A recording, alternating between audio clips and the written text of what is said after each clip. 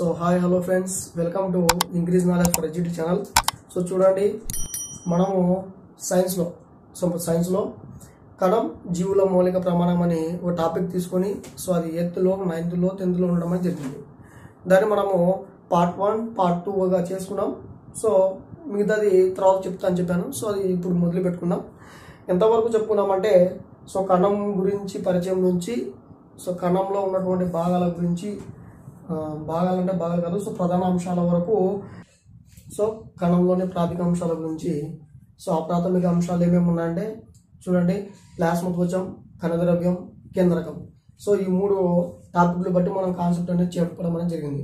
So అందులో plasma త్వచం గురించి చెప్పాము, కణద్రవ్యం గురించి చెప్పాము. సో ఇది 2 పార్ట్లుగా డివైడ్ అయిపోయింది. ఇంకా మిగిలింది ఏంటంటే కేంద్రకము.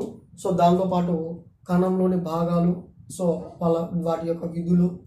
నెక్స్ట్ వచ్చేసి దాంతోపాటుగా మనకు కణ విభజన అనేది ఏ విధంగా జరుగుతుంది అనేది తెలుసుకుంటే ఈ చాప్టర్ మనకి అయిపోవడం అనేది జరుగుతుంది. సో ఇది ఏ క్లాస్లో అంటే చూడండి, 8th క్లాస్ నుంచి 10th వరకు ఉండడం జరిగింది. సో 8th, 9th, 10th ఉండడం జరిగింది. సో మనం నెక్స్ట్ చూసుకుంటే చెప్పుకోవాల్సిన టాపిక్ వచ్చేసి కేంద్రకం. సో చూడండి, మనం చెప్పుకోవాల్సింది కేంద్రకం.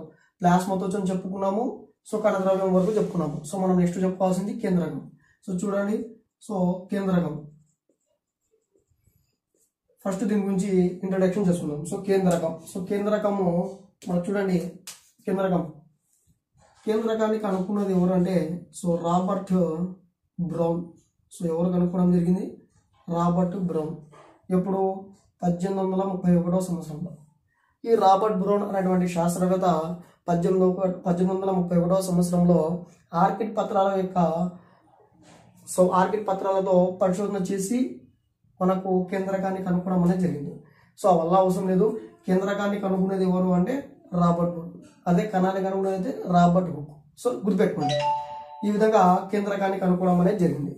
సో ఈ కేంద్రకాన్ని కనుక్కున్న తర్వాత చూడండి, తర్వాత ఏం జరిగిందంటే ఈ కేంద్రకంలో మనకు 4 భాగాలు అనేవి ప్రధానంగా ఉండడం అనేది జరిగింది. సో మొత్తం ఎన్ని భాగాలు ఉంటాయి? 4 భాగాలు ఉంటాయి. కేంద్రకంలో మొత్తము 4 భాగాలు అనేవి ఉంటాయి. సో ఫస్ట్ భాగం వచ్చేసి కేంద్రకంలో ఏముంటుంది? త్వచం ఉంటుంది. సో చూడండి, త్వచం. అదేవిధంగా కేంద్రకంలో ద్రవం అనేది ఉంటుంది. సో దాంతోపాటు మనకేముంటుంది? కేంద్రకంలో కేంద్రక అంశాలు అనేవి ఉంటాయి. సో తర్వాత మనకు జీవ పదార్థం అనేది ఉంటుంది కేంద్రకంలో. సో చూడండి, వీటి గురించి చెప్పుకుంటే మనకు కేంద్రకం గురించి అయిపోవడం అనేది జరుగుతూ ఉంటుంది. సో చూడండి, కేంద్రకం. సో కేంద్రకాన్ని కనుగొన్నది రాబర్ట్ బ్రౌన్. సో ఇప్పుడు కేంద్రకం సంబంధించినటువంటి ఫస్ట్ భాగం అనేటువంటి త్వచం గురించి తెలుసుకున్నాం. త్వచం. సో ఇది కేంద్రకం అనుకుంటే, సో ఇది మొత్తం కణం అనుకుంటే ఇది కేంద్రకం. సో దీని చుట్టూ మనకు 2 పొరల, సో చూడండి 2 పొరల త్వచం అనేది ఉంటుంది. ఈ త్వచంకి సూక్ష్మ రంధ్రాలు కూడా ఉంటాయి. ఏముంటాయి? సూక్ష్మ రంధ్రాలు కూడా ఉండడం అనేది జరుగుతుంది. సో గుర్తుపెట్టుకోండి, కేంద్రకం ఉంటుంది. కేంద్రకం చుట్టూ 2 త్వచాలు అనేవి ఉంటాయి. సో ఆ త్వచాలకు కూడా సూక్ష్మ రంధ్రాలు అనేవి ఉంటాయి. ఈ సూక్ష్మ రంధ్రాలు ఏం చేస్తాయంటే కణంలో ఉన్నటువంటి కణద్రవ్యం, సో చూడండి కణంలో ఉన్నటువంటి కణద్రవ్యం, సో నెక్స్ట్ ఈ కేంద్రకంలో ఉన్నటువంటి జీవ పదార్థం, సో వీటికి మధ్య వారధిగా ఉంటూ సో వీటిలో ఉన్నటువంటి సమాచారాన్ని సరఫరా చేస్తాయి ఆ సూక్ష్మ రంధ్రాల ద్వారా. సో కేంద్రకం నుంచి సమాచారాన్ని సో కణద్రవ్యానికి సరఫరా చేయడానికి ఉపయోగపడతాయి ఈ సూక్ష్మ రంధ్రాలు. ఈ త్వచాన్ని బట్టి మనకు కేంద్రకాన్ని 2 రకాలుగా చేయడం అనేది. సో ఆ 2 రకాలను పోల్చుకొని జీవులను కూడా 2 రకాలుగా డివైడ్ చేయడం అనేది జరిగింది. సో ఫస్ట్ కేంద్రకం. సో చూడండి, కేంద్ర త్వచం కలిగిన జీవులు. సో కేంద్ర త్వచం కలిగిన జీవులు. సో నెక్స్ట్ కేంద్ర త్వచం కలిగి లేని జీవులు. సో ఈ విధంగా మనకు జీవులను 2 రకాలుగా తీసుకోవడం అనేది జరిగింది. కేంద్రక త్వచం కలిగినటువంటి జీవులను మనం ఏమంటామంటే చూడండి, నిజ కేంద్రక జీవులు అని చెప్తాం. అర్థమవుతుందా? వీటిని మనము యూకారియస్ అని చెప్తాం. సో అదే కేంద్రక త్వచం కలిగి లేనటువంటి జీవులను మనం ఏమంటామంటే కేంద్రక పూర్వక జీవులు అని చెప్తాం. కేంద్రక పూర్వక జీవులు. సో దీన్ని ప్రోకారియస్ అని పిలుస్తాం. సో చూడండి, సో ఈ విధంగా మనకు ఉండడం అనేది జరిగింది. సో కేంద్రకం ఉంటుంది, కేంద్రకం చుట్టూ మనకు త్వచాలు అనేవి ఉంటాయి. సో త్వచము యొక్క ఆధారం చేసుకుని మనకు జీవులను రెండు రకాలుగా విభజించడం జరిగింది. ఒకటి కేంద్రక త్వచం కలిగినటువంటి జీవులు, సో రెండవది కేంద్రక త్వచం కలిగి లేనటువంటి జీవులు అని చెప్తాం. సో చూడండి, కేంద్రక త్వచం కలిగినటువంటి జీవులను మనము నిజ కేంద్రక జీవులు అంటాం. సో కేంద్రక త్వచం కలిగి లేనటువంటి జీవులను కేంద్రక పూర్వక జీవులు అని చెప్తాం. సో వీటికి మధ్య తేడా ఏముందో ఇప్పుడు చూసుకున్నాం. అంటే కేంద్రక పూర్వ జీవులు నిజ కేంద్రక పూర్వ జీవుల మధ్య తేడా ఉంది. ఏ కేటగిరీస్ దీని కింద వస్తాయని చూసుకోవాలి. ఇప్పుడు యాజ్ పర్ 9th క్లాస్ ప్రకారం చూడండి. ఫస్ట్ ప్రోకారియస్ అంటే కేంద్రక పూర్వక జీవులు. చూడండి, కేంద్రక పూర్వక జీవులు మనకు వీటికి త్వచం అనేది ఉండదు. సో అందరూ తెలుసు. సో త్వచం అనేది ఉండదు. ఇవి పరిమాణంలో, సో చూడండి, పరిమాణంలో చాలా చిన్నవిగా ఉంటాయి. సో చూడండి, ఇవి పరిమాణంలో చాలా చిన్నవిగా ఉంటాయి. సో గుర్తుపెట్టుకోండి, చాలా చిన్నవిగా ఉంటాయి. సో ఒక నానోమీటర్ నుంచి 10 నానోమీటర్ వరకు మాత్రమే ఇవి పరిమాణాన్ని కలిగి ఉంటాయి. ఇప్పుడు ఈ ప్రోకారియస్ లేదా కేంద్రక పూర్వక జీవుల్లో క్రోమోజోమ్స్ ఎన్ని ఉంటాయంటే ఒకటే ఒక క్రోమోజోమ్స్ ఉండడం అనేది జరుగుతుంది. సో ఒకటే క్రోమోజోమ్ ఉంటుంది. సో గుర్తుపెట్టుకోండి, ఒకటే క్రోమోజోమ్ ఉండడం అనేది జరుగుతుంది. ఒకటే క్రోమోజోమ్ ఉంటుంది, పరిమాణంలో చాలా చిన్నగా ఉంటాయి. సో వీటికి త్వచం అనేది ఉండదు. సో వీటిలో ఉన్నటువంటి కణంగాలకు కూడా త్వచం అనేది ఉండదు. అర్థమవుతుందా? సో కణంగాలకు కూడా, వీటిలో ఉన్నటువంటి కణంగాలకు కూడా త్వచం అనేది ఉండదు. త్వచం ఉండదు. సో త్వచరహిత కణంగాలను కలిగి ఉంటుంది. మనం పరిభాషలో చెప్పాలంటే త్వచరహిత కణంగాలను కలిగి ఉంటుంది ఈ ప్రోకారియస్ అంటే కేంద్రక పూర్వ జీవులు ఇవి. సో కేంద్రక పూర్వ జీవులు. వీటికి ఎగ్జాంపుల్గా ఏమొస్తాయి అంటే చూడండి, ఎగ్జాంపుల్గా ఏమొస్తాయంటే మనకు బాగా తెలుసు బ్యాక్టీరియా. సో బ్యాక్టీరియా తర్వాత సయనో బ్యాక్టీరియా. సో చూడండి, సయనో బ్యాక్టీరియా. వీటిని మనం ఏమంటాం చూడండి, నీలి ఆకుపచ్చ శైవలాలు అంటాం. ఏమంటాం? నీలి ఆకుపచ్చ శైవలాలు అని చెప్పడం అనేది జరుగుతుంది. సో గుర్తుపెట్టుకోండి. ఫస్ట్ కేంద్రక పూర్వజీవుల గురించి చూసుకోండి. సో ఫస్ట్ కేంద్రక పూర్వజీవులు, వీటికి త్వచం అనేది ఉండదు. సెకండ్ వచ్చేసి పరిమాణంలో చాలా చిన్నవిగా ఉంటాయి. ఇవి 1 నానోమీటర్ నుంచి 10 నానోమీటర్ వరకు వ్యాసాన్ని అంటే అంత పొడుగును మాత్రమే కలిగి ఉంటాయి. పరిమాణంలో ఒకటే ఒక క్రోమోజోమ్ ఉంటుంది. సో చూడండి, ఒకటే ఒక క్రోమోజోమ్ ఉంటుంది. తర్వాత కణంగాలకు త్వచం ఉండదు, అంటే త్వచరహిత కణంగాలు అనేవి వీటిలో ఉంటాయి. సో బ్యాక్టీరియా, సో ఎగ్జాంపుల్ వచ్చేసి బ్యాక్టీరియా, సయనో బ్యాక్టీరియా. సో వీటిని మనం ఏమంటాం? నీలి ఆకుపచ్చ శైవలాలు అని చెప్పడం అనేది జరుగుతుంది. సో ఇవి మనకు కేంద్రక పూర్వక జీవులకు సంబంధించి. ఇప్పుడు మనము నిజ కేంద్రక జీవుల గురించి చూస్తున్నాం. సో వీటిని మనం ఏమంటాం? యూకారియస్. అర్థమవుతుందా? ఇప్పుడు వీటిలో ఏముంటాయి? సో వీటికి త్వచం ఉంటుంది. సో గుర్తుపెట్టుకోండి, త్వచం ఉంటుంది. సెకండ్ వన్ వచ్చేసి పరిమాణంలో పెద్దవిగా ఉంటాయి. సో పరిమాణంలో పెద్దవిగా ఉంటాయి. ఎంత ఉంటాయంటే 50 నానోమీటర్ల నుంచి 100 నానోమీటర్ల పరిమాణంలో ఉంటాయి. అర్థమవుతుందా? 50 నానోమీటర్ల నుంచి 100 నానోమీటర్ల పరిమాణంలో ఉంటాయి. సో చూడండి, ఒకటి కంటే ఎక్కువ క్రోమోజోమ్లు ఉంటాయి. సో ఒకటి కంటే ఎక్కువ క్రోమోజోమ్లు కలిగి ఉంటాయి. అర్థమవుతుందా? సో నెక్స్ట్ మనకు కణంగాలకు త్వచం అనేది ఉంటుంది. సో త్వచం ఉంటుంది. అర్థమవుతుందా? కణంగాలకు త్వచం అనేది ఉంటుంది. సో రైబోజోమ్కి మాత్రం త్వచం అనేది ఉండదు. సో రెండిట్లో కూడా. సో రైబోజోమ్కి మాత్రం త్వచం అనేది ఉండదు, అది ఎగ్జాంప్షన్. సో ఇచ్చిపెట్టండి. తర్వాత వీటికి ఎగ్జాంపుల్స్ ఏమొస్తాయి అంటే చూడండి, సో క్షీరదాలు వస్తాయి, శైవలాలు వస్తాయి, శిలీంధ్రాలు వస్తాయి. సో ప్రతిదీ. సో ఇవి కాకుండా ప్రతి జీవి, సో మళ్ళీ చివరికి మానవుడు కూడా సో నిజ కేంద్రక జీవి కిందికి రావడం అనేది జరుగుతూ ఉంటుంది. సో చూడండి ఇక్కడ త్వచం అనేది ఉండదు. సో ఇక్కడ త్వచం అనేది ఉంటుంది. అర్థమవుతుందా? దేని చుట్టూ? కేంద్రకం చుట్టూ. సో చూడండి పరిమాణంలో చాలా చిన్నవిగా ఉంటాయి. సో ఈ పరిమాణంలో పెద్దవిగా ఉంటాయి. ఇక్కడ ఒకే ఒక క్రోమోజోమ్తో నిర్మితమై ఉంటుంది. సో ఒకటే ఒక క్రోమోజోమ్ అనేది ఉంటుంది. మనకు చూడండి ఒకటి కంటే ఎక్కువ క్రోమోజోమ్లు అంటే మనకే చూడండి ఎన్ని క్రోమోజోమ్ల జతలు ఉన్నాయి? 23 క్రోమోజోమ్ల జతలు ఉన్నాయి. సో అర్థమవుతుందా? ఎగ్జాంపుల్ మనమే తీసుకుంటే. ఇక తర్వాత కణంగాలకు త్వచం ఉండదు, అంటే త్వచ రహిత కణంగాలు అనేవి ఉంటాయి. ఇక చూడండి కణాలకు త్వచం ఉంటుంది, అంటే కణ సహిత కణంగాలు అనేవి ఉంటాయి. సో త్వచ సహిత కణంగాలు. తర్వాత ఎగ్జాంపుల్ క్షీరదాలు, సో శైవాలాలు, శిలీంధ్రాలు, సో మొక్కలు ఏవైనా అనుకోండి. సో మొత్తం దీని కిందకి వస్తాయి. ఎగ్జంప్షన్ బ్యాక్టీరియా, సైనో బ్యాక్టీరియా. సో వీటిని మనం నీలి ఆకుపచ్చ శైవాలాలు అంటాం. సో గుర్తుపెట్టుకోండి. ఇది మనకు త్వచం సంబంధించి. అర్థమవుతుందా? త్వచం సంబంధించి మనకు ఉన్నటువంటి మ్యాటర్. సో నెక్స్ట్ మనం తీసుకుంటే ద్రవం. గుర్తుపెట్టుకోండి. నెక్స్ట్ తీసుకుంటే మనకు ద్రవం. సో ఈ కేంద్రకంలో ఉన్నటువంటి ద్రవం కేంద్రక ద్రవం. సో కేంద్రక ద్రవం గురించి చెప్పుకోవాలి మనం. కేంద్రక ద్రవం.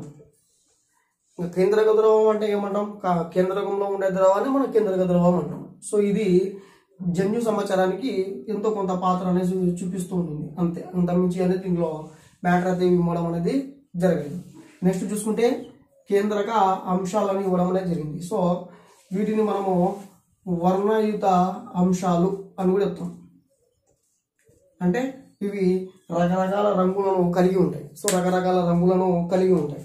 వీటితో పాటు మనం చూసుకుంటే మన ఎగ్జంప్షన్ కింద తీసుకుంటే చూడండి చూడండి వర్ణయుత అంశాలు అనేవి ఉంటాయి. సో వర్ణయం అంటే రంగురంగులు. సో రంగురంగుల సముదాయాలను కలిగి ఉంటాయి ఈ కేంద్రక అంశాలు.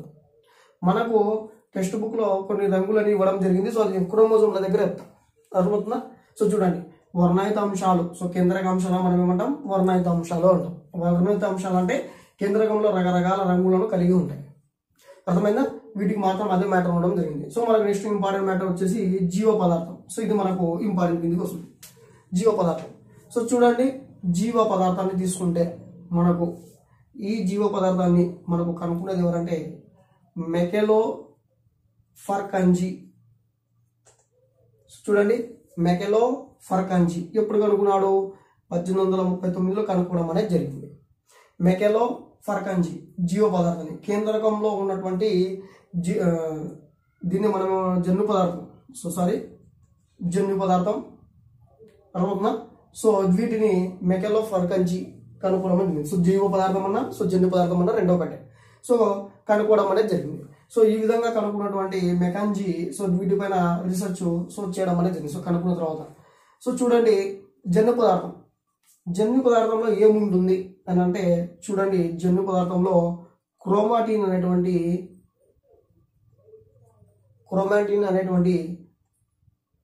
ప్రోటీన్ కలిగిన ఆమ్లాలు ఉంటాయి. సో క్రోమాటిన్ ఆమ్లాలు అంటారు దీన్ని. ఇది ప్రోటీన్ యొక్క నిర్మాణం.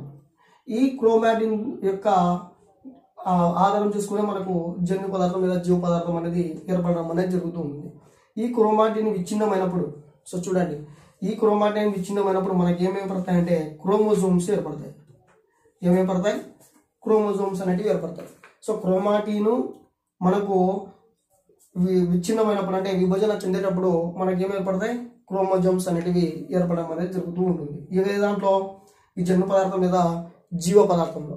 సో నెక్స్ట్ చూసుకుంటే మనకు ఈ జన్యు పదార్థంలో లేదా జీవ పదార్థంలో చూడండి. సో జీవ పదార్థం రాసుకున్నాం, ఎందుకు జన్యు. సో జీవ పదార్థం తీసుకుంటే వీటిలో మనకు చూడండి కేంద్రక ఆమ్లాలు అనేటివి ఉండడం అనేది జరిగింది. సో కేంద్రక ఆమ్లాలు. సో దీని గారికి ఫస్ట్ చెప్పుకుంటే ఈ జీవ పదార్థం అనేది నిజ కేంద్రక జీవుల్లో త్వచాన్ని కలిగి ఉంటాయి. సో చుట్టూ ఈ విధంగా త్వచాన్ని కలిగి లేనటువంటి జీవ పదార్థం మనం ఏమంటామంటే న్యూక్లిటైడ్ అంటాం. సో న్యూక్లిటైడ్ అని అంటే జీవ పదార్థానికి చుట్టూ త్వచం అనేది ఉండదు. సో మనకు ఎగ్జాంపుల్ వచ్చేసి బ్యాక్టీరియా. సో వీటికి మనకు తెలుసు కదా, మనకు త్వచం లేనటువంటి కేంద్రక పూర్వజీవి బ్యాక్టీరియా. సో కాబట్టి జీవ పదార్థం చుట్టూ మనకు త్వచం అనేది కనిపించదు. సో అటువంటి వాటిని మనం ఏమంటాం? న్యూక్లిటైడ్ అని చెప్తాం. సో చూడండి ఇప్పుడు ఇక్కడికి వస్తే కేంద్రక ఆమ్లాలు అనేవి కూడా ఉంటాయి. సో ఈ కేంద్రక ఆమ్లాలు మనకు చూడండి కేంద్రక ఆమ్లాలు మనకు న్యూక్లియోటైడ్ న్యూక్లియోటైడ్ యొక్క నిర్మితంతో ఏర్పడడం అనేది జరుగుతుంది. సో న్యూక్లియోటైడ్ నిర్మితంతో ఏర్పడడం అనేది జరుగుతుంది. సో ఏంటివి? కేంద్రక ఆమ్లాలు. సో గుర్తుపెట్టుకోండి. సో కేంద్రక ఆమ్లాల యొక్క నిర్మాణాత్మక క్రియాత్మక ప్రమాణం ఏంటంటే న్యూక్లియోటైడ్. సో ఏంది? న్యూక్లియోటైడ్. సో ఈ న్యూక్లియోటైడ్లో ఏ అంశాలు అనేవి ఉంటాయి? సో ఏ పదార్థాల లోపల ఉంటాయని చూస్తే, ఒకటి మనకు ఫాస్ఫేట్ చక్కెర, తర్వాత నత్రజని క్షారాలు, ఇది పెంటోస్ చక్కెర. సో ఇది నత్రజని క్షారాలు. సో ఇక్కడ చూడండి, పెంటోస్ చక్కెర, నత్రజని క్షారాలు. సో సార్ చూడండి, మళ్ళీ చెప్తాను ఇంకోసారి చూడండి. ఇక్కడ న్యూక్లియోటైడ్లు అనేటివి ఏ పదార్థం కలిగి ఉంటాయంటే ఫాస్ఫేట్ అణువును, రైబోస్ చక్కెరను, నెక్స్ట్ మనకు నత్రజని క్షారాలను కలిగి ఉంటాయి. సో చూడండి, న్యూక్లియోటైడ్. సో న్యూక్లియోటైడ్ అంటే ఏంటంటే కేంద్రక ఆమ్లం యొక్క క్రియాత్మక నిర్మాణాత్మక ప్రమాణం. అర్థమవుతుందా? సో అంటే ఈ న్యూక్లియోటైడ్లతోనే మనకు కేంద్రక ఆమ్లాలు అనేటివి ఏర్పడడం అనేది జరుగుతూ ఉంటుంది. సో చూడండి, ఇప్పుడు మనకు ఫాస్ఫేట్ అణువు, రైబోస్ చక్కెర, నత్రజని క్షారాలు ఉన్నాయి. సో ఈ మూడితోనే మనకు కేంద్రక ఆమ్లం అనేది ఏర్పడడం జరుగుతుంది. ఈ కేంద్రక ఆమ్లం మనకు రెండు రకాలుగా ఉంటుంది. ఒకటి డిఎన్ఏ రూపంలో ఉంటుంది. సో రెండోది వచ్చేసి మనకు ఆర్ఎన్ఏ రూపంలో ఉండడం జరుగుతుంది. సో డిఎన్ఏ అంటే ఏంటంటే deoxy ribonucleic acid. So RNA అంటే రైబోన్యూక్లిక్ యాసిడ్ అని చెప్తాం. అర్థమవుతుందా? వీటి రెండింటి రకాలుగా కలిగి ఉండడం అనేది జరుగుతుంది. ఏంది? డిఎన్ఏ. సో చూడండి, ఈ విధంగా ఉన్నటువంటి వీటిని డిఎన్ఏ ఉంది కదా. సో వీటి మీద మనకు చాలా మంది శాస్త్రవేత్తలు ప్రయోగం చేయడం జరిగింది. సో దాంట్లో ప్రముఖంగా మనకు ఎవరిని చెప్తామంటే వాట్సన్ అండ్ క్రిక్. చూడండి, ఈ ఇద్దరు శాస్త్రవేత్తలు 1953లో డిఎన్ఏ మీద ప్రయోగాలు చేయడం జరిగింది. వీళ్ళకు విల్కిన్సన్ అనేటువంటి సహాయకుడు కూడా ఉండడం అనేది జరిగింది. సో అంటే సహాయక సహకారం చేయడం జరిగింది. సో చూడండి, వీళ్ళు డిఎన్ఏ మీద ప్రయోగాలు చేయడం అనేది జరిగింది. సో చూడండి, కేంద్రకామ్లం ఉంటుంది. కేంద్రకామ్లంలో రెండు రకాలుగా ఉంటుంది. సో ఒకటి డిఎన్ఏ రూపంలో, ఇంకోటి ఆర్ఎన్ఏ రూపంలో ఉంటాయి. సో డిఎన్ఏ మీద వాట్సన్ అండ్ క్రిక్ వాళ్ళు 1953లో ప్రయోగాలు చేయడం అనేది జరిగింది. సో చూడండి, ఇప్పుడు ఈ విధంగా ఉన్నటువంటి డిఎన్ఏ మనకు ద్విసర్పిలకార పోచాకారంలో అనేటివి ఉంటాయి. సో ఈ విధంగా చూసుకుంటే, సో ద్విసర్పిలకార పోచాకారంలో అనేటివి ఉండడం అనేది జరుగుతుంది. వీటిలో మనకు ఈ డిఎన్ఏలో మనకు నిర్మాణానికి ఉపయోగపడేవి నత్రజని క్షారాలు. సో నత్రజని క్షారాలు మనకు డిఎన్ఏ యొక్క ఆకారాన్ని నిర్మించడానికి, సో దాని బంధాలను బంధించడానికి మనకు నత్రజని క్షారాలు అనేటివి ఉపయోగపడతాయి. ఇది ఒక కార్బోహైడ్రేట్. రైబోస్ చక్కెర అనేది ఒక కార్బోహైడ్రేట్. సో ఎనర్జీ క్రియేట్ చేసినట్టు కార్బోహైడ్రేట్. ఇది 5 కార్బన్ అణువులను కలిగినటువంటి ఏకైక కార్బోహైడ్రేట్ మనకు రైబోస్ చక్కెర అనేది. సో చూడండి, ఈ విధంగా ఉన్నటువంటి ఈ కేంద్రకంలో ఈ మూడు ఏం చేస్తాయంటే, చూడండి మనకు కావాల్సింది నత్రజని క్షారాల గురించి. నత్రజని క్షారాల్లో మనకు చూడండి ఏమేమి ఉంటాయంటే 4 రకాలుగా మనకు నత్రజని క్షారాలు అనేవి ఉంటాయి. సో ఒకటి వచ్చేసి అడినీను, సో సెకండ్ వన్ వచ్చేసి గ్వానిను, సో థర్డ్ వన్ వచ్చేసి థయామీను, ఫోర్త్ వన్ వచ్చేసి సైటోసిన్. సో మనం దీని ఆంగ్ల అక్షరంలో A, so G, so T, so దీన్ని సిగా తీసుకోవడం అనేది జరుగుతుంది. సో అడినీను, గ్వానిను, సైటోసిను, సో థయామిన్ను మనకు నత్రజని క్షారాలు అనేటివి డివైడ్ చేయడం అనేది జరుగుతుంది. ఈ నత్రజని క్షారాలు ఏం చేస్తాయంటే ఒకదాంతో ఒకటి ద్విబంధంతోనూ త్రిబంధంతోనూ అటాచ్మెంట్ చేసుకుని మనకు ఒక నిచ్చెన లాంటి ఆకారాన్ని డిఎన్ఏ పోచులో కలిగి ఉంటాయి. సో ఆ ఆకారానికి గల కారణం ఈ నత్రజని క్షారాలు. సో చూడండి, ఇవి ఏ విధంగా బంధాలనే కలిగి ఉంటాయి. సో చూడండి, అడినిన్ అనేటువంటి ఇది మనకు వేదాంతో అంటే, సో చూడండి థయామిన్ ఉంది కదా, ద్విబంధంతో థయామిన్ ని అటాచ్ కావడం అనేది జరుగుతుంది. అదే చూడండి గ్వానిన్ ఉంది కదా, సో ఈ గ్వానిన్ అనేది మనకు ఇక్కడ సైటోసిన్ ఉందా, దీంతో త్రిబంధంతో మనకు అటాచ్ కావడం అనేది జరుగుతుంది. సో దీన్ని మనం రివర్స్ కు కూడా వేసుకోవచ్చు. T, so thymine, so adenine, so cytosine, guanine. So ఈ విధంగా మనకు పోచలో అనేటివి, సో ఇక్కడ పోచలో మనకు ఆకారాలను నిర్మించుకోవడం అనేది జరుగుతూ ఉంటుంది. సో ఈ విధంగా సో ఒక అడెనిన్, ఒక థైమిన్, ఒక సైటోసిన్, ఒక గ్వానిన్, సో మళ్ళీ ఒక ఈ విధంగా మనకు బంధాలను ఏర్పరచుకుంటూ డిఎన్ఏకి ఆకారాన్ని ఇస్తూ ఉంటాయి. ఒకవేళ డిఎన్ఏను కత్తిరించి ఏదైనా మనము ప్రయోగాలు చేస్తాము, కత్తిరించేటప్పుడు మనకు ఉన్నాయి. సో డిగ్రీ లెవెల్లో ఉంటాయి. సో ఏముంటాయి, న్యూక్లియోటైడ్లు అవి ఉంటాయి. సో అవి మనకు అవసరం లేదు. డిగ్రీ లెవెల్లో వీటిని కత్తిరించే టైప్స్ ఉంటాయి. ఇంటర్మీడియట్లో సెకండ్ ఇయర్లో ఉంటాయి. సో అవి మనకు అవసరం లేదు. కాబట్టి చూడండి, మనకు కావాల్సిన మ్యాటర్ మాత్రమే కలిగి చెప్పుకుందాం. సో చూడండి, ఈ అడెనిన్, థైమిన్, సో గ్వైనిన్, సైటోసిన్ అనేటువంటి బంధాలు మనకు నత్రజని క్షారాలు అంటారు వీళ్ళను. ఇవి వీటికి నిర్మాణానికి ఉపయోగపడతాయి. సో చూడండి, ఈ విధంగా ఉన్నటువంటి ఇవి బ్యాక్టీరియాలోకి వచ్చేసరికి, సో బ్యాక్టీరియాలో ఏ విధంగా ఉంటుందంటే ఈ థైమిన్ అనేది లోపిస్తుంది. సో థైమిన్ అనేది అక్కడ ఉండదు. ఏముంటుందంటే యూరాసిల్ అనేటువంటి సో నత్రజని క్షారం సంబంధించిన ప్రోటీన్ అనేది కలిగి ఉంటుంది. సో కాబట్టి అక్కడ మనకు బంధం ఏ విధంగా ఏర్పడుతుంది, so A double bond U అనేదిగా ఉంటుంది, లేదా యు డబల్ బాండ్ ఏగా ఉండడం అనేది జరుగుతుంది. సో గుర్తుపెట్టుకోండి, ఈ విధంగా మనకు ఉండడం అనేది జరిగింది. సో ఈ దాంట్లో డిఎన్ఏలో ఈ విధంగా ఉన్నటువంటి డిఎన్ఏ గురించి మనకు వాట్సన్ క్రిక్లు ఏర్పాటు చేయడం అనేది జరిగింది. ఈ డిఎన్ఏ మనకు ప్రతికృతి చెందుతుంది. సో అంటే ఈ డిఎన్ఏ మనకు ఈ విధంగా కట్ చేసినప్పుడు, అంటే సో రెండు పోచలుగా డివైడ్ చేసినప్పుడు ఈ డిఎన్ఏలు ఏం చేస్తాయంటే ఈ పోచలు ఒక దాంతో ఒకటి మళ్ళా సమ్మేళనం జరిపి మనకు నూతనంగా మళ్ళీ కొత్త పోచలను ఏర్పాటు చేయడం అనేది జరుగుతుంది. సో నూతనంగా కొత్త పోచలను మనకు ఏర్పాటు చేయడం అనేది జరుగుతుంది. సో ఇదొక పోచ డిఎన్ఏది. వీటిలో ఉన్నటువంటి బంధాల ద్వారా మళ్ళా కొత్త పోచ అనేది ఏర్పడడం అనేది జరుగుతుంది. సో దీన్ని మనం డూప్లిఫికేషన్ అంటాం. ఏమంటాం? డూప్లిఫికేషన్, లేదా డిఎన్ఏ యొక్క ప్రతికృతి అని చెప్తాం. అర్థమవుతుందా? డిఎన్ఏ యొక్క ప్రతికృతి అని చెప్తాం. సో ఈ డిఎన్ఏ ఆధారం చేసుకునే మనము చాలా రకాల మన ప్రయోగాలు అనేది చేస్తూ ఉంటాం. సో వంశ లక్షణాలు కూడా డిఎన్ఏ ద్వారానే వస్తూ ఉంటాయి మనకు. ఈ విధంగా ఉన్నటువంటి మనకు చూడండి, ఈ విధంగా ఉన్నటువంటి ఈ జీవ పదార్థం లేదా జన్యు పదార్థంలో మనకు ఎవరు చెప్పారు ఈ పరిశోధన మొత్తం అంటే మెకెల్లో ఫర్కంచి ఎప్పుడు 1839లో. సో గుర్తుపెట్టుకోండి.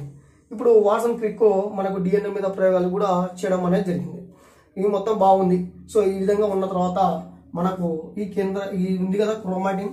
సో ఈ క్రోమాటిన్ అనేది మనకు విచ్ఛిన్నం అవుతూ ఉన్నప్పుడు, సో అంటే విభజన చెందుతూ ఉన్నప్పుడు మనకు క్రోమోజోమ్స్ అనేటివి ఏర్పడతాయి. ఏమి ఏర్పడతాయి?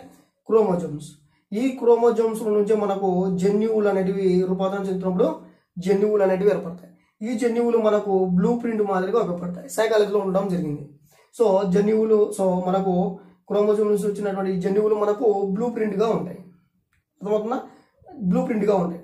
సో చూడండి, క్రోమాటిన్ నుంచి క్రోమోజోమ్స్ వస్తాయి. క్రోమోజోమ్స్ నుంచి మనకు జన్యువులు రావడం అనేది జరిగింది. సో ఈ జన్యువులు క్రోమోజోమ్ పైన ఈ విధంగా బంధాలనుకుంటే ఈ పైన అతుక్కొని ఉంటాయి. సో జన్యువులు. సో వీటి ఆధారంగా మనము లక్షణాలు అవి కనుక్కోవడానికి సో ప్రయోగాలు ఉపయోగపడతాయి. కాబట్టి ఇది బ్లూ ప్రింట్ లెక్క చూసుకుంటాం మనం. ఇప్పుడు చూడండి, ఇంత బ్యాటర్ వచ్చింది కాబట్టి దీనిలో జన్యుశాస్త్రాన్ని కూడా ఇంప్లిమెంట్ చేయడం అనేది జరిగింది. సో చూడండి, మనకు తెలుసు జన్యుశాస్త్ర పితామహుడు గ్రెగర్ మెండల్ అని. సో చూడండి, మనకు ఈ టాపిక్ మనకు అంత లాంగ్ పోదు. మనకు ఓన్లీ లింగ నిర్ధారణ వరకు మాత్రమే ఉపయోగం ఉంటుంది. దీంట్లో 10th క్లాస్ ఉంది కాబట్టి, సో 10th క్లాస్లో దీనికి అడిషనల్గా మనకు లింగ నిర్ధారణ అనేది టాపిక్ ఇచ్చాడు కాబట్టి చెప్పుకోవాల్సి ఉంటుంది. సో చూడండి, ఈ మ్యాటర్లో మనకు 10th ఏం చేసినాడంటే సో లింగ నిర్ధారణ అనేటువంటి సబ్ టాపిక్గా దీన్ని అటాచ్ చేయడం అనేది జరిగింది. ఏ దాంట్లో? జీవ పదార్థం సంబంధించి.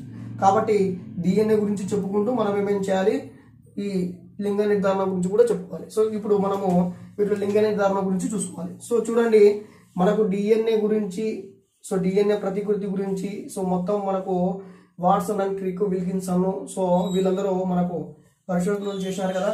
సో వీళ్ళు చేసినటువంటి కృషికి గాను 1962లో వీళ్ళకు నోబెల్ బహుమతి కూడా రావడం అనేది జరిగింది. సో గుర్తుపెట్టుకోండి, ఇది వాట్సన్ మరియు క్రిక్ వరకు. ఇప్పుడు మనకు ఏం చేయాలంటే ఈ జీవ పదార్థానికి సంబంధించిన మనకు అడిషనల్ మ్యాటర్ ఏముంది? లింగ నిర్ధారణ. సో ఇది గురించి మనము నేర్చుకోవాల్సి ఉంటుంది. ఇప్పుడు కేంద్రకామలం నుంచి సో చూడండి, క్రోమాటిన్ నుంచి, సో ఈ క్రోమాటిన్ పదార్థం నుంచి మనకు క్రోమోజోమ్స్ అనేటివి ఏర్పడడం అనేది జరిగింది. ఈ క్రోమోజోమ్స్ నుంచి మనకు జన్యువులు అనేటివి అటాచ్ చేయడం అనేది జరుగుతుంది. అర్థమవుతుందా? ఈ మొత్తం మనకు జీవ పదార్థంలోనే జరగడం అనేది జరుగుతుంది. సో జన్యు పదార్థం కూడా ఎత్తుంది. ఇప్పుడు ఈ క్రోమాటిన్ నుంచి విడుదలైనటువంటి ఈ క్రోమోజోమ్స్, క్రోమో అంటే మనకు వర్ణం అని అర్థం, జోమ్స్ అంటే దేహం అని అర్థం, వర్ణదేహాలు అని చెప్తాం. సో ఇక్కడ చెప్తానే కదా నేను. సో వర్ణాలు మనకు టెక్స్ట్ బుక్లో ఉన్నాయని చెప్పేసి చూడండి. మనకు ఫస్ట్ వచ్చేసి అయోడిన్.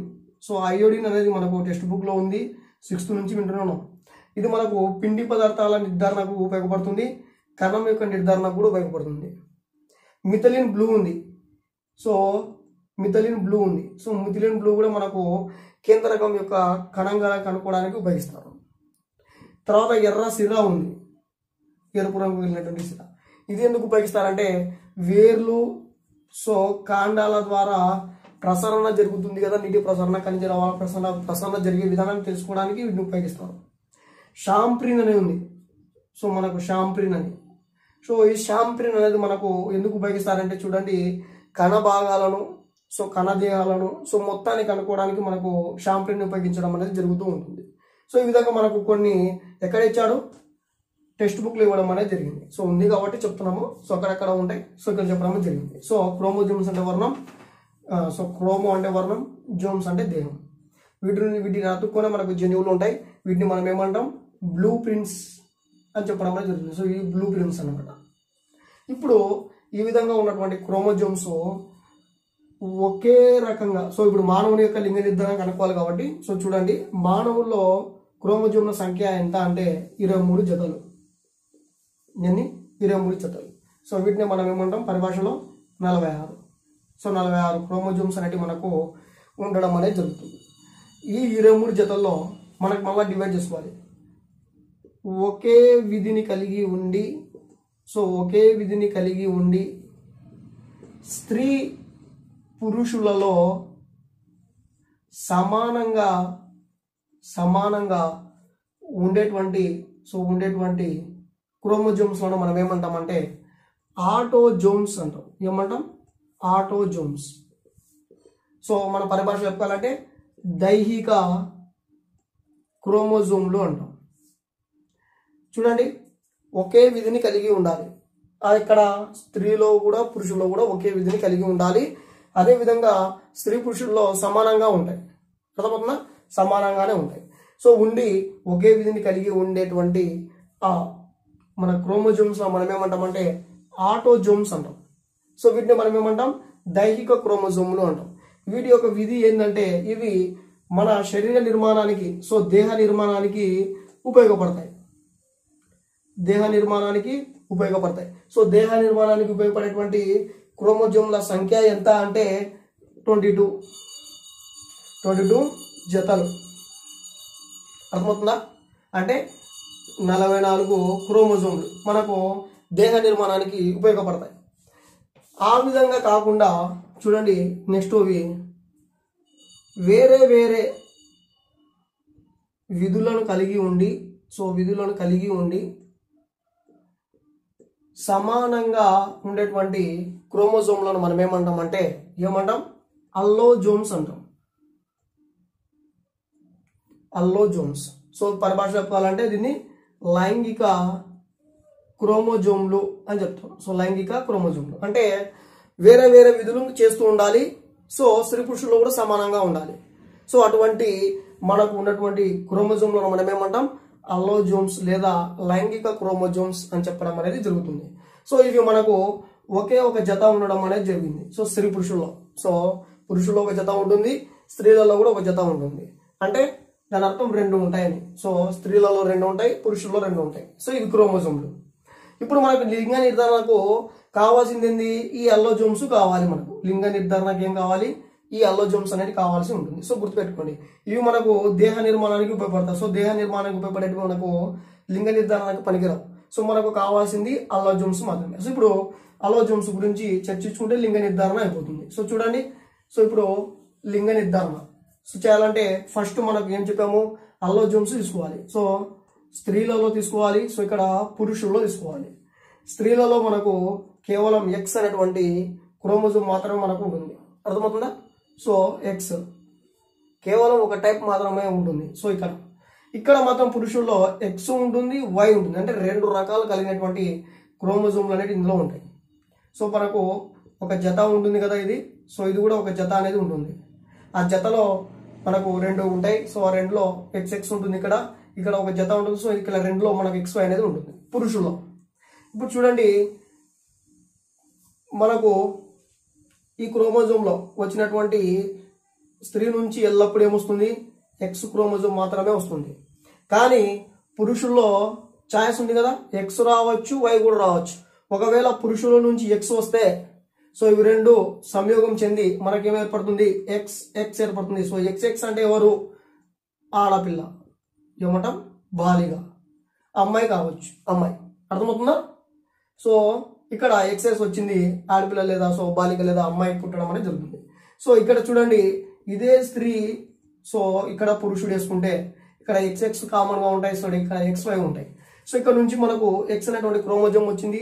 సో ఇక్కడ నుంచి మనకు Y అనేటువంటి క్రోమోజోమ్ వచ్చింది. సో ఇవి 2 సంయోగం చెంది XY అనేటువంటి మనకు ఒక క్రోమోజోమ్ అనేది రావడం జరిగింది. సో వీటిని మనం ఏమంటాం, పురుషుడు లేదా సో బాలుడు లేదా సో మగ బిడ్డ అని చెప్పడం అనేది జరుగుతుంది. సో చూడండి, దీన్ని బట్టి మనకేం అర్థం అవుతుంది, సో లింగ నిర్ధారణకు మనకు ఉపయోగపడేది ఎవరు, సో మానవుడు. సో ఆడపిల్ల పుట్టాలన్నా, సో మగపిల్లడు పుట్టాలన్నా, సో చూడండి, సో మగబిడ్డ పుట్టాలన్నా ఆడపిల్ల పుట్టాలన్నా కారణం పురుషుడు మాత్రమే. సో కాబట్టి చూడండి, స్త్రీకి ఎటువంటి ఇక్కడ పాత్ర అనేది లేదు. సో కేవలం పాత్ర ఎవరిది, పురుషుడిని మాత్రమే ఉంది. సో కాబట్టి చూడండి, ఎక్స్పెషల్లీ 10th క్లాస్లో దీన్ని హైలైట్ చేయడం అనేది జరిగింది. ఎందుకంటే చాలా మంది చదవని వాళ్ళు సో భ్రమపడుతుంటారు, సో భార్యలను కొడుతుంటారు, తిట్టుంటారు కదా, ఆడపిల్ల పుట్టినారు. దానికి గల కారణం పురుషుడే. సో కేవలం పురుషుడే అని గుర్తుపెట్టుకోండి. ఇప్పుడు ఈ విధంగా ఉన్నటువంటి లింగ నిర్ధారణ సో మనకు ఫలితపరంగా తీసుకుంటే మనకి క్రోమోజోమ్లు ఉన్నాయి కదా. సో చూడండి, మనకు అండం ఉంది, నెక్స్ట్ శుక్రగణాలు ఉన్నాయి. ఇవల్ల ఏకస్థితికం ఇవి. సో ఏకస్థితికం గుర్తుపెట్టుకోండి, అండం అనేది ఏకస్థితికం. సో శుక్రకణం అనేది కూడా ఏకస్థితికం. ఇవి 2 కలిసి మనకు ద్వయస్థితిక రూపం అనేది ఏర్పడుతుంది. సో గుర్తుపెట్టుకోండి, ద్వయస్థితిక రూపం అనేది ఏర్పడుతుంది. ఈ ద్వయస్థితిక రూపం మనం ఏమంటామంటే సంయుక్త బీజం అని చెప్తాం. సో ఇది ఒక అడిషనల్ మ్యాటర్, ముందే చెప్తున్నా, ప్రతిపత్తులు మళ్ళీ చెప్తాం. సో చూడండి, అండం అనేది ఒక ఏకస్థితికం. సో మనం చదువుతూనే ఉన్నాం, ఒక ఎంతో సూచిస్తాం.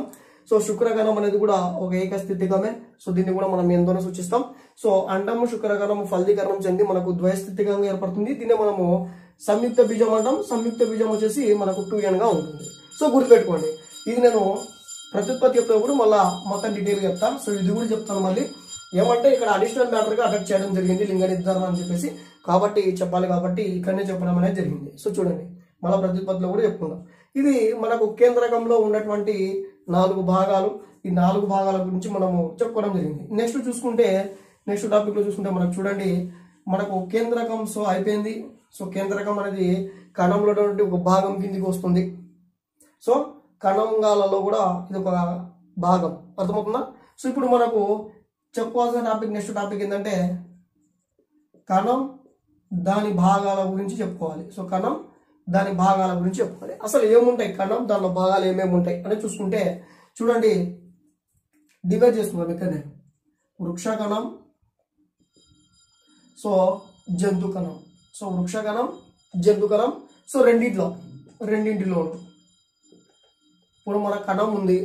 సో కణంలో రకరకాల భాగాలు అనేటివి ఉంటాయి. సో ఆ భాగాల్లో ఒక భాగం కేంద్రకం. దాని గురించి ఇప్పుడు మనం డీటెయిల్గా చెప్పుకున్నాం. అర్థమవుతుందా? ఇంకా మిగిలిన భాగాల గురించి చెప్పుకుందాం. సో ఆ భాగాలు ఏమేమి ఉన్నాయి అని చూసుకుంటే, ఆ భాగాలు ఏ విధిని నిర్వహిస్తాయి అని చూసుకుంటే మనకు ఈ కాన్సెప్ట్ అయిపోతుంది. దాంతోపాటు కణ విభజన చెప్పుకుంటే ఇంకా పూర్తిగా అయిపోతుంది. అర్థమవుతుందా? సో చూడండి, వృక్ష కణం. సో వృక్ష కణంలో ఎక్స్పెషల్ ఏముంటాయి అని అంటే ప్లాసిడ్లు ఉంటాయి. ఎక్స్పెషల్ ఏముంటాయి, ప్లాసిడ్లు ఉంటాయి. సో నెక్స్ట్ పెద్ద పెద్ద రెక్టికలు ఉంటాయి. సో పెద్ద రెక్టికలు అనేటివి ఉండడం అనేది జరుగుతుంది స్పెషల్గా. సో జంతుకణంలో ఏముంటాయి ఎక్స్పెషల్లీ అంటే సెంట్రియోల్స్ ఉంటాయి. ఏముంటాయి, సెంట్రియోల్స్ ఉంటాయి. దీంట్లో ఇంతకుముందు మనకు ఓల్డ్ టెక్స్ట్ బుక్ లో అయితే అసలు రెక్టికల్ ఉండవని ఇచ్చాడు ఇక్కడ జంతుకణంలో. కానీ ఇప్పుడు 9th క్లాస్ న్యూలో ఏమి ఇచ్చాడంటే చిన్న రెక్టికలు ఉంటాయని ఇచ్చాడు. సో రెక్టికల్ అనేవి ఉంటాయి, చిన్న రెక్టికలు ఉంటాయి అని ఇవ్వడం అనేది జరిగింది. సో చూడండి, ఇవి మనకు మామూలుగా వృక్ష కణంలో ఉన్నటువంటి కణంగాలలో ఎక్స్పెషల్లీ ప్లాసిడ్లు మొక్కలకే ఉంటాయి. సో పెద్ద పెద్ద రిక్తికలు వృక్ష కణానికే ఉంటాయి. సో జంతు కణానికి సెంట్రియల్స్ ఉంటాయి. సో చిన్న చిన్న రిక్తికలు ఉంటాయి. సో ఇవి డివైడ్ చేయడం అనేది జరిగింది. సో నెక్స్ట్ రెండింటిలోనే ఏముంటాయి?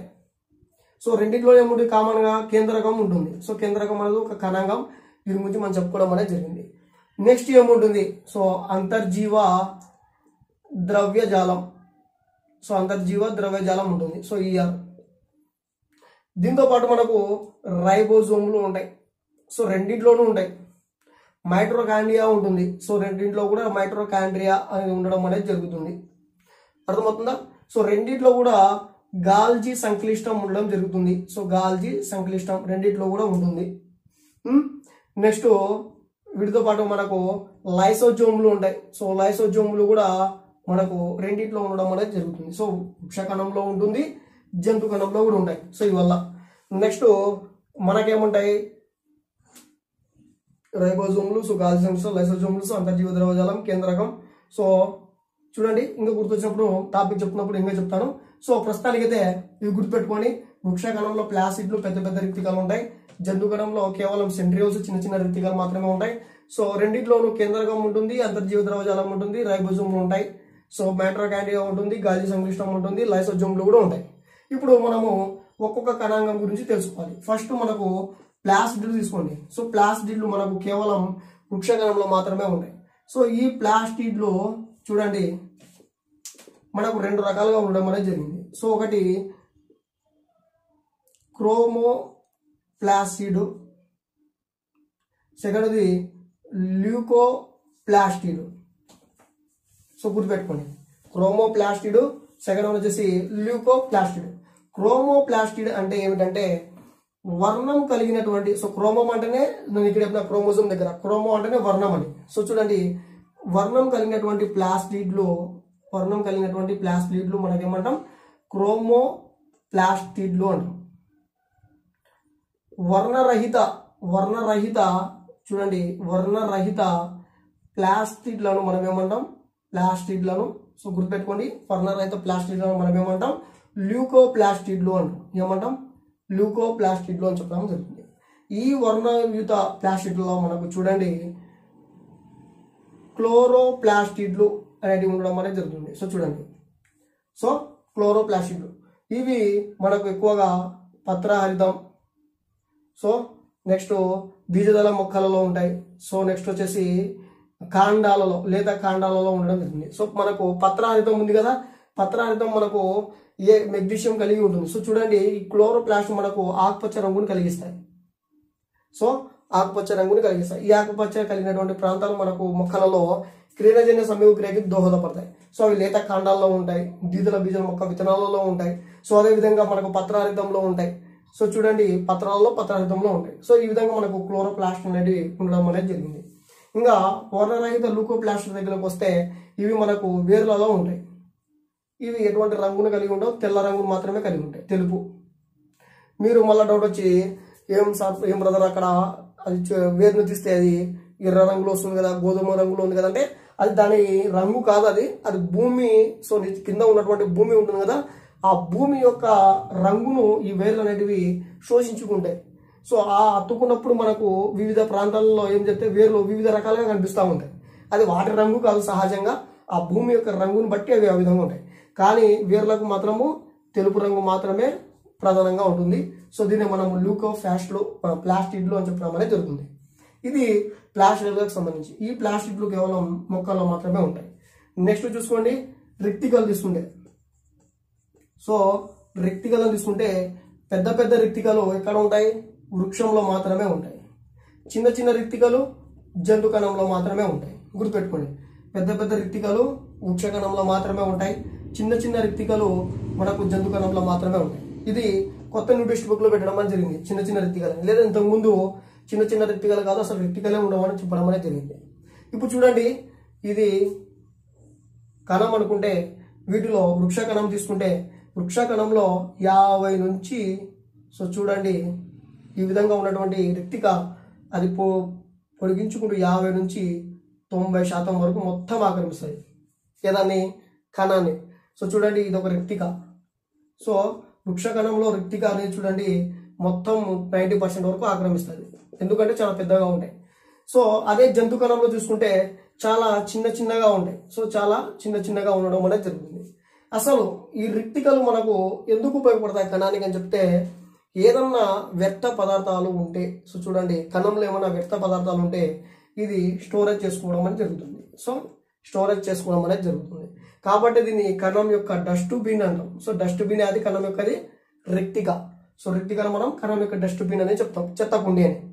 ఇప్పుడు చూడండి ఈ జంతువుల్లో ఈ చిన్న రిక్తికలు ఏం చేస్తాయి అని అంటే, మనము ముందే చూసుకున్నాం, కొన్ని ఆహారం కోసం ఏర్పడితే దాన్ని మనం ఏమంటాం ఆహార రిక్తిక అని. సో చూడండి అదే మనకు విసర్జన కోసం ఏర్పడితే సంకోచ రిక్తిక అని చెప్తాం, సంకోచ రిక్తిక. ఈ విధంగా మనకు ఆహార రిక్తికలు, సంకోచ రిక్తికలు అనేటువంటివి ఉండడం జరుగుతుంది.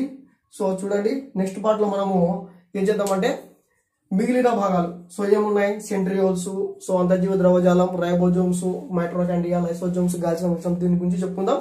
దీంతో పాటు కణ విభజన గురించి చెప్పుకుంటే మనకు ఇది మొత్తం చాప్టర్ అనేది అయిపోతుంది. సో నెక్స్ట్ పార్ట్లో చెప్తాం. మా ఇన్ఫర్మేషన్ అనగా మీకు వర్తి అనిపిస్తే దయచేసి లైక్ చేయండి, షేర్ చేయండి అండ్ కామెంట్ చేయండి. అండ్ మీ ఫ్రెండ్స్తో కూడా సబ్స్క్రైబ్ చేయించండి. సో దాంతోపాటు చూడండి ఎక్కడ కూడా స్కిప్ చేయకుండా చూడండి. అర్థమవుతుందా? మా ఇన్ఫర్మేషన్ వర్తి అనిపిస్తే సపోర్ట్ చేయండి. Thank you.